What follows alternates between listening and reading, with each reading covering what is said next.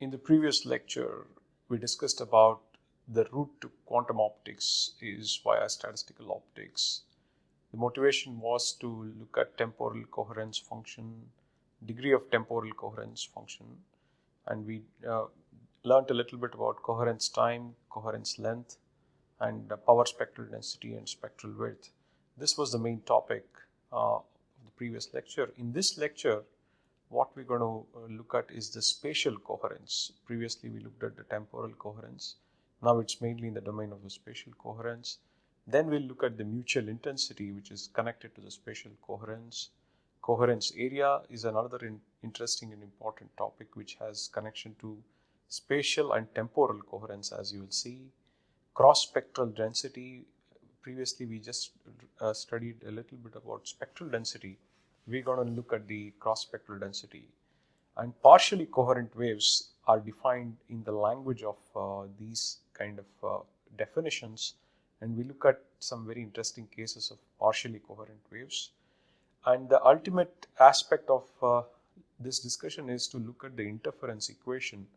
This would be the crux of the main discussion, where we look at the limiting cases which actually brings into the picture because of the constraints what we have in this kind of coherence functions. We'll define something called as visibility, which actually has direct connection to measurements, and connect that interference phenomena to the temporal coherence, which also is very deeply connected to the concept of interferometers. And finally, we'll look into the interference and spatial coherence and the connection between these two important aspects of it. So let's get started with the spatial coherence. In this particular case, the cross correlation function is defined by two spatial parameters, R1 and R2, and there is also a temporal parameter. In the language of the amplitude functions, what we defined, or the wave functions, what we defined, this is essentially given by the U star and U. It is now defined with respect to the R1 and R2, and the times also differ, T and T plus tau. This essentially is known as the mutual coherence function. The reason why it's called mutual coherence function is because there are two spatial parameters here, R1 and R2, and also the temporal parameters are displaced, T and T plus tau. So therefore, you will have to now consider this as a generalized correlation function, and you can readily guess that this also is associated with something called as cross correlation function. The reason it is called cross correlation is because the R1 and R2 are different in terms of their coordinates. You will be able to now define the complex degree of coherence as we did in the previous lecture, where you would normalize this G with respect to the root of the intensity functions, I, which is a function of R1, and I, which is a function of R2. And finally, you will get this complex degree of coherence defined with respect to R1 and R2 and the time delay tau. If you observe R1 and R2, if they are equal to each other, you will recover back the temporal coherence function, what we were discussing previously. When tau is equal to 0, which means that the delay is 0, the intensity I of R essentially is equal to capital G RR0 at the position R. And again, the modulo of the small g takes a value between 0 and 1 as expected for the correlation functions. This particular value G essentially is the measure of the degree of correlation between fluctuations at a position R1 and at the position R2 with its time delay of tau, and this is a crucial factor. So in a way, spatial coherence is not only talking about two positions R1 and R2, but also factors in a time delay. So which means that spatial coherence can actually be a generalized coherence function, because you will be able to define it with respect to both R1 and R2 and a specific time delay tau. Note that this particular function g, what we are talking about, is not necessarily unity, which means that at two different positions, even though the time delay might be 0, this correlation might not be perfectly matching. Let me give this example where you will have certain kind of quantities only when there is R and R which is matching to each other and the time delay is equal to 0, that will recover back 1. What's an example? Here is an example where you now have plotted along the x-axis the R1, which is a spatial coordinate R1 minus R2, and along the y-axis is essentially the modulo of the small g. As you can see that as R evolves, this particular function decreases in its value. That is obvious because as you change that particular distance R1 and R2, you will lose the correlation. But there is also a temporal axis which is defined along this particular direction, and as the function evolves in this particular direction, you will also lose the coherence, and this is essentially given by the tau c, if you remember what we discussed in the previous lecture. So therefore, this is a very interesting example where the maximum correlation for a given R1 minus RS2 occurs at only tau is equal to 0 at this particular position. You can see that there's a maximum correlation function which is defined. Let's take another example. Here, the function very interestingly evolves both in space and time, but as it evolves in time, its value essentially kind of remains the same, which means that the maximum correlation occurs at a displaced R1 minus R2 modulo, and that is equal to C times tau, and this particular function is evolving along this direction. So this is a very interesting contrasting example where there is a spatio-temporal evolution in this case, whereas as this evolves in the time, it doesn't decay, which means that it is upholding its coherence value for a longer duration. Now we'll define something called as mutual intensity.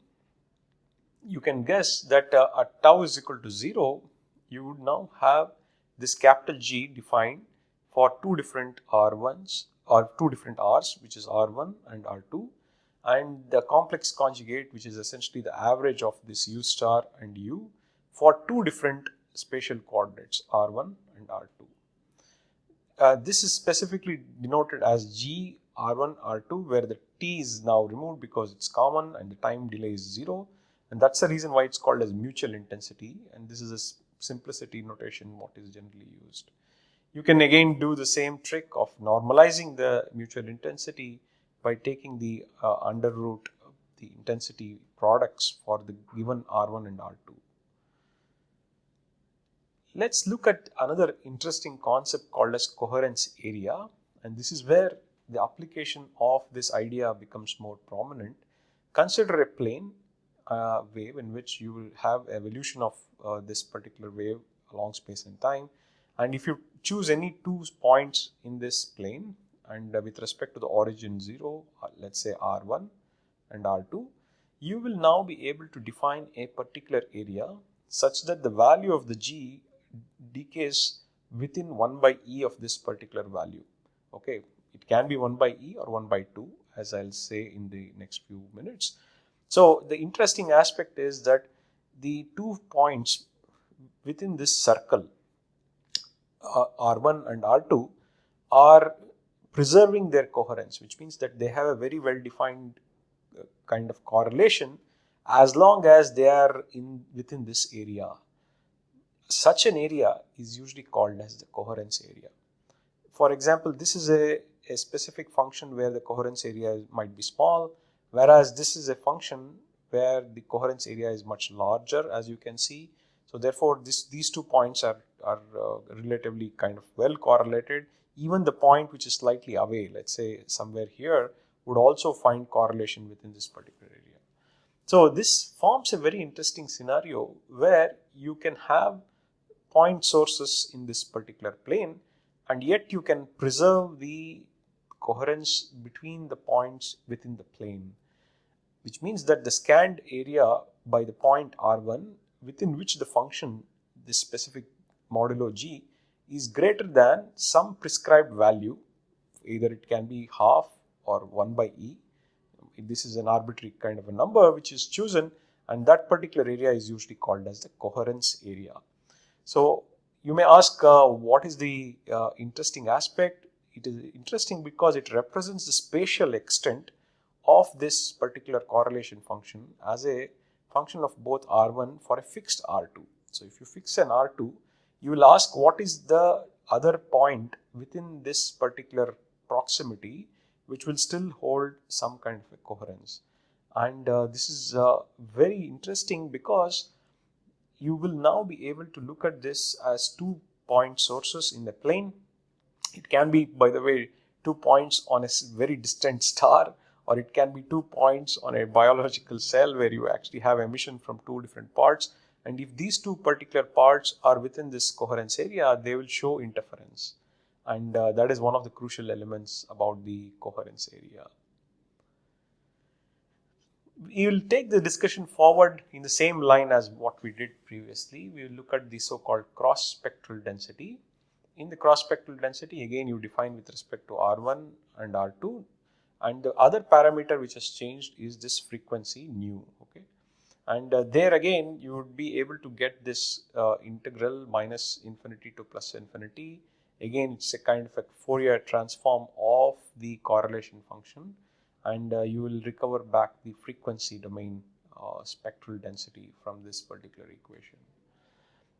As I mentioned, this is a Fourier transform of the G and describes the coherence in the frequency domain. Until now we have been talking about spatial and temporal domain. You now also can define this in the frequency domain for the same kind of parameterization. Now this particular aspect also can be normalized. Again, the same trick where you take the under root for R1 R2 nu and R2 R2 nu, and here in the denominator, in the numerator, it is actually R1 and R2, and the frequency is with respect to the nu, and this gives the normalized cross spectral density, so to speak. Again, these values are bound between 0 and unity, and it also is a measure of the degree of spatial coherence at frequency nu. So you are defining spatial coherence not only at a time but also in terms of the frequency domain, and the cross spectral density is essentially taking care of this kind of projection.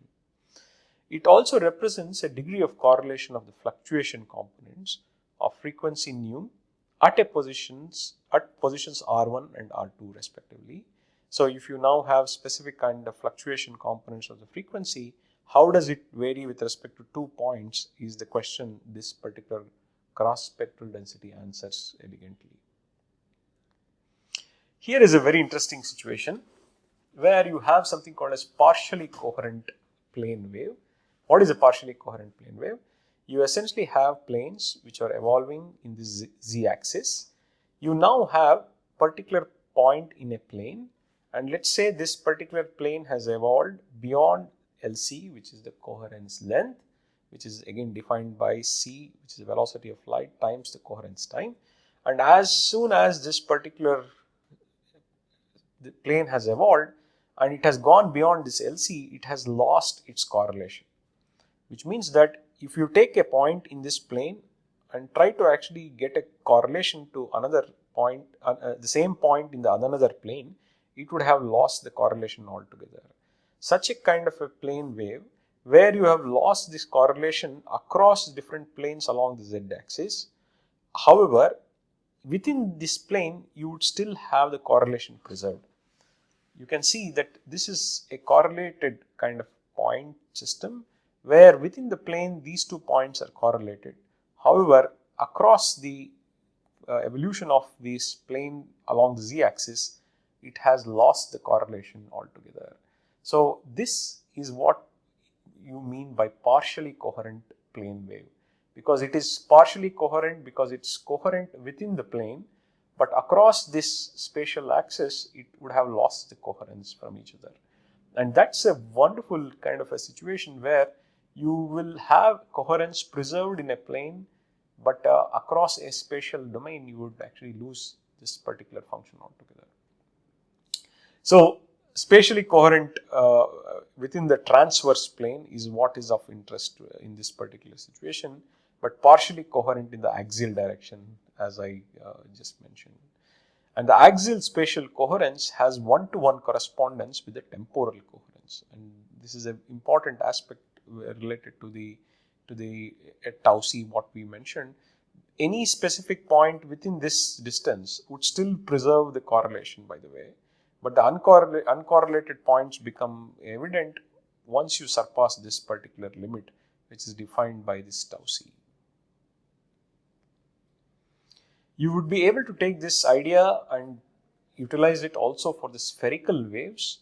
In the spherical waves, instead of plane waves, you now have a point source, and as the point source emanates light, and if that particular length is beyond the so-called coherence length, then you would see that the points beyond the coherence length would lose the coherence within this particular kind of points. Which means that if if a particular curvature with a wavefront is taken and you consider this wavefront, and if these two wavefronts are within the LC, you would still preserve the coherence, and it would actually lose the coherence once you go beyond the LC. One of the prototypical examples is the pinhole systems, and it also introduces the spatial and temporal coherence into picture in such a situation, because you not only have a spatial projection of these waves but also a temporal projection of these waves, and therefore spatial and temporal coherence play a critical role simultaneously in such situations. Now we will come to a very important concept, which is the interference, and specifically interference of partially coherent light. What we're going to look at is the interference equation in the context of the correlation functions, the limits of such an equation, and the concept of the visibility and the relationship to the correlation function. And the interference and the temporal coherence, what is the connection, we will see. Interestingly, you will ask how to measure the complex degree of temporal coherence, and the answer happens to be interferometer, very interestingly. You will also look at the interference in the spatial coherence. How do you really measure such kind of effects with respect to spatial coherence? And the answer is Young's double slit experiment. You can see this is the beauty about the interference and its connection to temporal coherence. It is through the interferometer, and the interference and the spatial coherence is connected to Young's double slit experiment. These two measures are extremely important not only in statistical optics but also in quantum optics. That is the reason why interferometers and kind of slit experiments are so important for conceptual understanding of quantum mechanics, because you would be able to utilize these functions such as temporal coherence and spatial coherence and utilize the available sources in terms of measurement to understand the concepts better. Let's look at the interference equation. We'll start with two partially coherent waves. We'll call them U1 and U2. Again, the general definitions hold good, where you have averaged modulo U1 square, which is representing the I1, and I2 has its counterpart accordingly. And you will now also define a cross correlation, which is now defined by U1 star U2. And you will be able to now normalize this as we have been doing. You may be wondering why I have displaced this from here to here. In a minute it will be evident. This G12, small G12 is now defined by this particular normalized average. And now we'll go to the famous interference kind of a situation.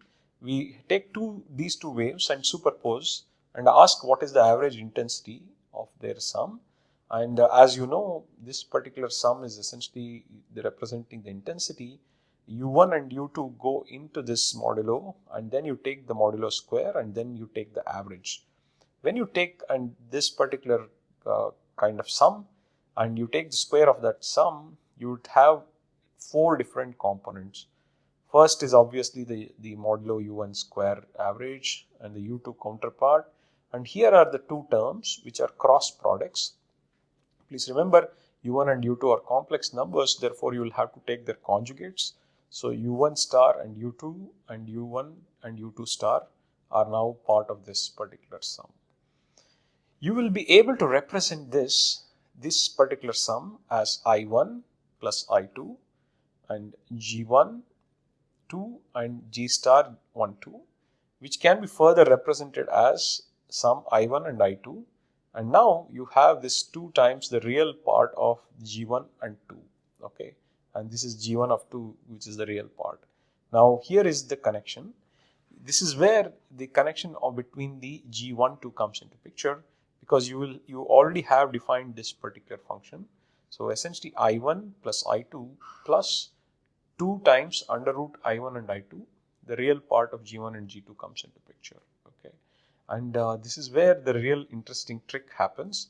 Now the interference equation essentially is telling you that the I, which is a sum, is now given by I1 plus I2, and there is a cross term, which is a very important part of this discussion, and that cross term is essentially given by 2 times under root I1 I2 modulo G1 2, which is essentially the modulo cross correlation function times the cos phi, where the phi is defined by the argument of the G1 and G2 in the phase of G1 and G2. You can represent that in the complex plane. This is the real and the imaginary part, and the phi, what we are now defining, is this particular angle. And this is something which we have also kind of discussed in the class in the past related to the Argand diagrams. I've also written a blog about this. I would urge you to have a look at that also. Now, if we take this particular interference equation, which now has first, second, and the third term, which is the third term is the cross term, and you can see very importantly, this is a new addition from the past. You would not be seeing this in the past, but this is the new addition for your interference equation, where the correlation term now comes into picture in the form of modulo G1 2. Okay, and we'll now ask what are the limiting cases, because there is a limiting case for G1 and 2, G1 2, as you know. So if you have two completely correlated waves with G1 2 equal to exponential, this is J phi, you can also write it as I phi, then you essentially have the modulus of the G to be equal to 1, which means that two coherent waves with phase difference essentially are in perfect unison. Whereas for two uncorrelated waves, you essentially have 0 and you just have only I is equal to I1 plus I2. So these two are the extreme cases, which means that you will now have, if you plot I over 2 I naught, which is essentially the plot with respect to I as a function of the phase, there is now a kind of an oscillatory function defined by this particular very interesting phase dependence, and therefore this is going to give us this undulation of the intensity and therefore the representation of the interference pattern. And this is actually the most rigorous way to define interference, because the interference is now dependent on the cross correlation term. Because if this particular number G12 happens to be 0, then there is absolutely no interference. So you will not have any interference if the waves are uncorrelated in their nature. Let's look at this. This actually has an important connotation because it is connected to something called as visibility, which will tell us about something called the strength of the interference. This particular strength essentially is now computable. This is given by the maximum intensity minus the minimum intensity and the sum of these maximum and the minimum intensity. Furthermore, this particular cos phi plays a critical role because now this value can stretch from +1 to -1, and therefore this equation also can now take values accordingly depending upon the value of the cos phi. And this particular visibility can now also be looked at from a viewpoint of the intensity functions, the 2 times under root I1 I2 divided by I1 plus I2, and there is also a modulo G1 G2 which plays a critical role. So this is an important point which tells us that the visibility of the interference pattern is proportional to the normalized cross correlation function. Okay, this cross correlation and the visibility are directly proportional to each other. Visibility also has another name. It is called as modulation depth. This you will find it extensively used in literature, and it also is called as contrast of interference pattern, which is another definition extensively used. Now, the interference and the temporal coherence, what is the connection? If you consider a partially coherent wave and you call it as u as a function of t with the intensity I naught, then you now can define g, which is a function of tau, by this t plus tau, where tau is the time gap between the events normalized to the intensity, and the ut essentially is now an added replica of itself just with a delayed time. Okay.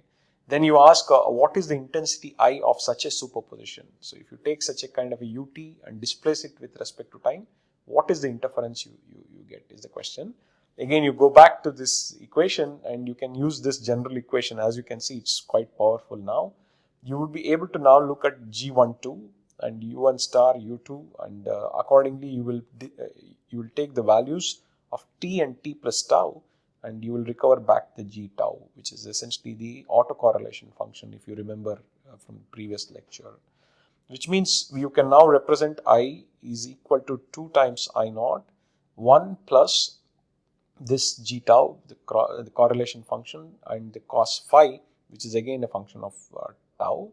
And the important inference, what you can draw, is that the ability of a wave to interfere with a time delayed replica of itself is governed by its complex degree of temporal coherence at that time delay. Okay. And this is a crucial connection between interference and the temporal coherence. You may ask, this is too abstract. Can you tell me something which is more connected to the experiments? The answer is yes, it's coming. How do you implement this experimentally? So the addition of a wave with time delay replica of itself, no gifts for guessing this. That is something called as interferometers. This is where the interferometers come into picture. And one of the famous and the most famous interferometers is the Michelson interferometer. You essentially have the light impinging onto a beam splitter. The beam splitter now takes the light either in this direction on the top, or it traverses the path through the beam splitter. And these two mirrors reflect. This reflects in the opposite direction, this reflects in this direction, and they too merge at this particular position. And you now have U1 and U2 because of these two paths, and these U1 and U2 can give rise to some interference pattern. Please remember, there is also some waves which are reflected in this back direction, but we are ignoring it here. This is one type of interferometer. The other type is called as Mach-Zehnder interferometer, where you have this very nice kind of cyclic position. One path is along this direction, the other path is along this direction. They interfere again in two different paths, U1 and U2, U1 dash and U2 dash. So they form some very interesting characterizations. And there's something called a Sagnac interferometers too, where the light actually goes through this system, again undergoes a circulation and finally interferes at this particular position. Perhaps the most famous interferometer experiment is the LIGO, which is the Laser Interferometer Gravitational Observatory, where you essentially have two mirrors whose arms are few kilometers from each other. And if there is some kind of a wave which is coming in the path of one of the arms, as in case of, let's say, gravitational wave, then it disturbs the visibility and it creates a phase difference between the two arms, and you would be able to capture that particular visibility.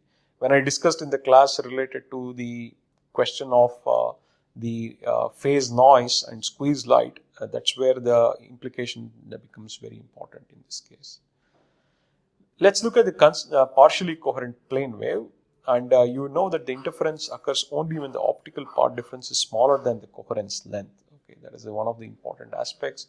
So you now take g of tau, and this can be expressed as an exponentially kind of defined function, where this I omega t is essentially the phase part, and you will now be able to have the interference equation represented by two different phase parts. One is the omega naught t, and there's a phi, which is the partially coherent wave addition what is added to the phase. So the interferogram is essentially the relationship between the tau and the intensity as we defined, because the phase itself is dependent on tau. So what happens is at specific kind of small window of the frequency, you would be able to now look at the approximation such that 1 by tau c is much smaller than the actual frequency of the loud. So this is an important approximation what we are using. And if you take such kind of a system where you have light coming in and interfering with each other for a partially coherent wave, you would end up having this kind of interferogram. And this is something which you would find very extensively studied. And as you can see, depending upon the value of this modulo G12, you would have this kind of maximum value at a delay of 0, which essentially is given by the D1 and D2, which are the two path lengths of the interferometer.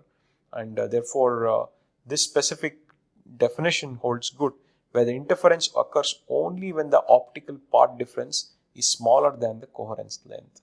So if this particular length happens to be larger than the coherence length, you would not get any interference pattern. As you can see, you would not actually have some specific kind of pattern which is visible at all. The interference and spatial coherence are also connected to each other. That is an important point what I would want to further mention. So you can see this is where the connection to Young's double slit experiment comes into picture. There are two holes in this particular slit, and these two holes are at a distance which is d from the screen. And you would see that if these two particular sources are partially coherent optical waves, then you would end up getting the interference pattern. Again, the relationship is such that the G12 plays a critical role, and here is the mutual coherence function what we had already defined with respect to R and R, but this can be also generalized to R1 and R2, and this also is associated with U1 star and U2. As I mentioned, the small g plays a critical role. Please notice that now there are indices with respect to R1, R2 and tau x. So this is a spatio-temporal kind of a function. So the difference in the time delay encountered by the two waves is essentially given by this formula R1 minus R minus R1 minus R minus R2. And you can further find out, as you would have done in the Young's double slit experiment, where this time delay is essentially given by theta times x over c, where theta is this angle what you are defining with respect to the fringe. So it comes back to this same formula what we have been using. The intensity is now given by the sum of these specific I1 and I2, and also there is this important G12, the modulo G12, which plays a critical role. And this modulo G12 essentially is the cross correlation function, and it is defined with respect to spatial coordinate R1, R2 and the time delay tau x, and also there is a cos phi term which plays a critical role. So this gives the connection between the interference patterns and the spatial coherence, which is equally critical for us to appreciate the concepts. So what we have discussed in this lecture is the spatial coherence. We have also discussed the mutual intensity, coherence area, cross-spectral density, partially coherent waves, the important interference equations, their limiting cases, the visibility aspect related to this, interference and temporal coherence kind of connection from the interferometric viewpoint, and importantly, the interference and the spatial coherence viewpoint. So this really gives you a very nice connection between the coherence function and the interferometers and the double slit experiments, what is extensively used in quantum mechanics. So I would urge you to have a look at this book, which is Fundamentals of Photonics. This is the main book I have been referring to for a lot of discussion. Sala and Techie are experts, as I've been telling, and this book has very interesting discussion, especially the chapter 12, if I'm correct, has a lot of interesting conceptual discussions on many of the topics what I've discussed. Conceptually, this book is also very good by Mandel and Wolf, Optical Coherence and Quantum Optics. It has some greater mathematical details with respect to the spatial temporal functions and also the spectral density, etc. So I would urge you to have a look at these sources so that you can also get deeper into these concepts what we have discussed in this lecture. So until next time, bye-bye.